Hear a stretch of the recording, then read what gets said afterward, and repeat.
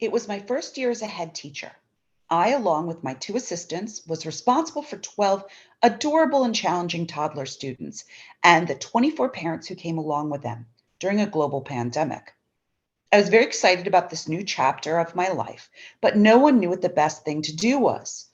Uncertain times was an understatement to us. We were all just trying to keep our students healthy and safe and in school one day at a time.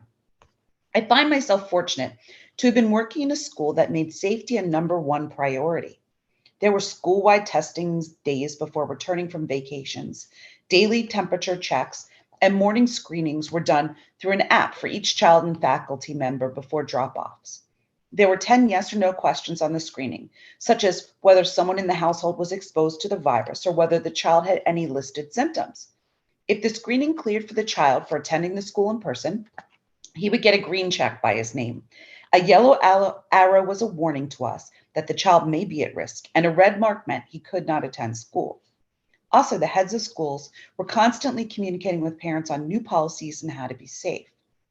For example, due to the cases in our area increasing around New Year's Eve time, there was an email sent out at the end of December 2020 that stated if families intended on attending events that did not comply with the guidelines of the state, they must have their students learn remotely until their tests indicated they could return to school. Needless to say, these policies kept cases within the school body and the staff at a minimum, and we had no known outbreaks of the virus within the school building throughout the year.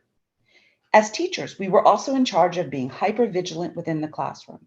The school policy was that any student who was exhibiting any possible symptoms of the virus, such as a runny nose or a cough, was requested to be picked up and PCR tested.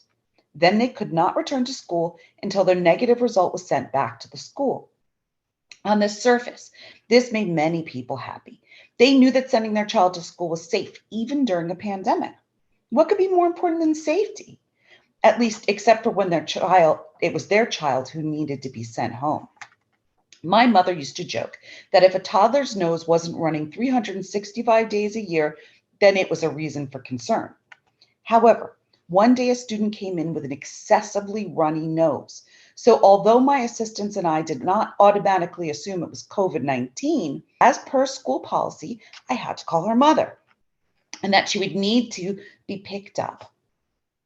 I apologized and called and explained that her daughter's nose had been running all morning and she would need to get picked up and tested.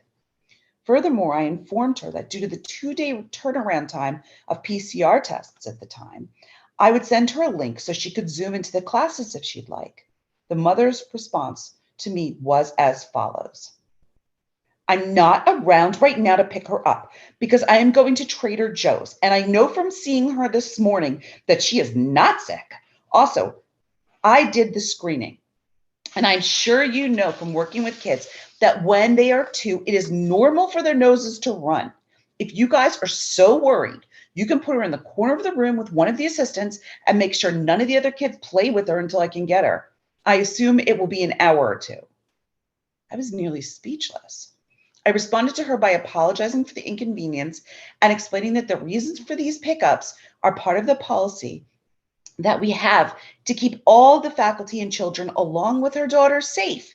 And then I told her I would consult with my director on her suggestion of keeping her isolated within the classroom. Of course, the director did not accept the suggestion.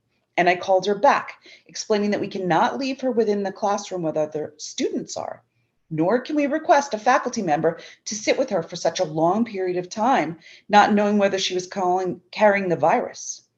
She then said that she will send her nanny to pick up her daughter and gave me a lecture on how our policies are ridiculous and the public school system in our area would never ask for so many tests.